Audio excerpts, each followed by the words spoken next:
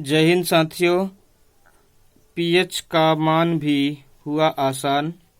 आइए साइंस में सीखते हैं पीएच मान के बारे में, जिसका बहुत ही महत्व है हमारे दैनिक जीवन में। तो पीएच का फुल फॉर्म होता है पोटेंशियल ऑफ हाइड्रोजन। पोटेंशियल माने होता है विभव, ऑफ माने कायकी, हाइड्रोजन मतलब हाइड्रोजन गैस, यानी हाइड्रोजन का विभव। इसकी खोज की थी, पीएच की खोज एसपी सोरेनसन नाम के रसायन शास्त्री ने सन 1909 में, जो कि एक डेनिश रसायन शास्त्री हैं। आइए सीखते हैं पीएच स्केल के बारे में। किसी विलयन में उपस्थित हाइड्रोजन आयन की सांद्रता ज्ञात करने के लिए एक स्केल विकसित किया गया, जिसे पीएच स्केल कहते हैं।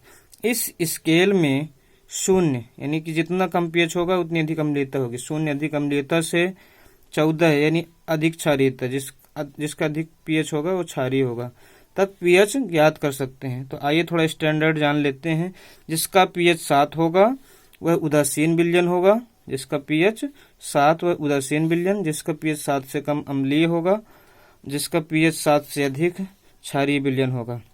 पीएच वैल्यू कुछ याद कर लेते हैं। तो मिट्टी, नमक और जल साथ साथ चल, ये हमारे दैनिक जीवन में बहुत ही इम्पोर्टेंट चीज़ें हैं। मिट्टी, जिसमें सभी हमें पोषक तत्व मिलते हैं, चाहे कुछ भी खाने पीने की जो वस्तुएं उगाई जाती हैं मिट्टी में उगाई जाती हैं। नमक, सब्जी वगैरह में बिना नमक के आप नहीं खा सकते। जल तो हमारे जीवन का सबसे महत्वपूर्ण अंग है।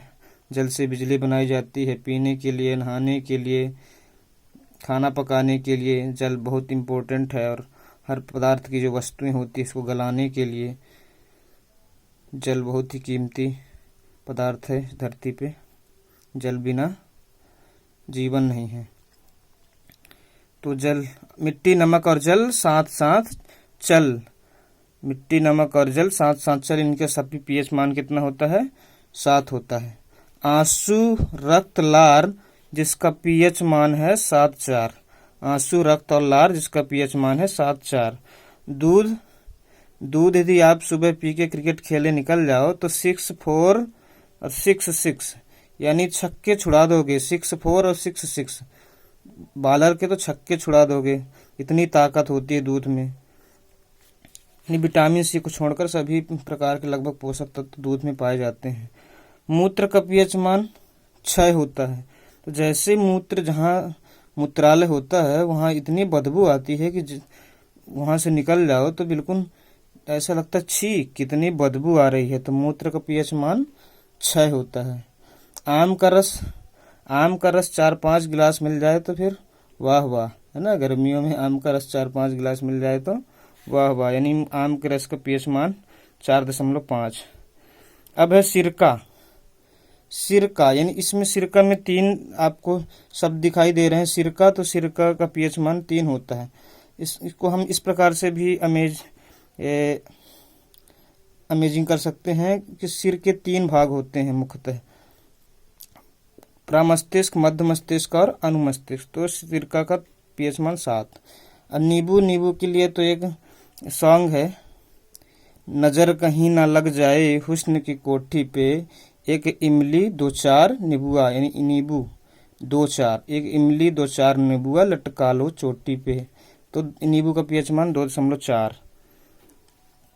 अब है शराब तो दो बंदे जो हैं वो सुबह सुबह ही 8 बजे शराब पीने के लिए निकल जाते हैं। तो शराब का पीएच मान हो गया 2.8।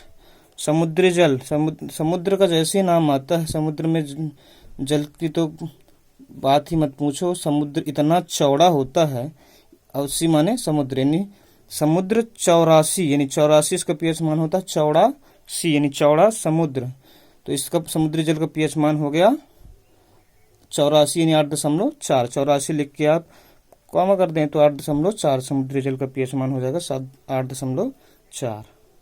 तो आशा है कि आप लोगों को इस वीडियो के माध्यम से कुछ न कुछ अमेजिंग जानकारी जरूर मिली होगी। यदि आपको हमारे वीडियो पसंद आ रहे हो तो आप हमारे चैनल को भी लाइक, सब्सक्राइब एंड शेयर करें, ताकि हमें मोटिवेशन मिलता रहे और हम आप लोगों के लिए ऐसे ही वीडियो बनाते रहें।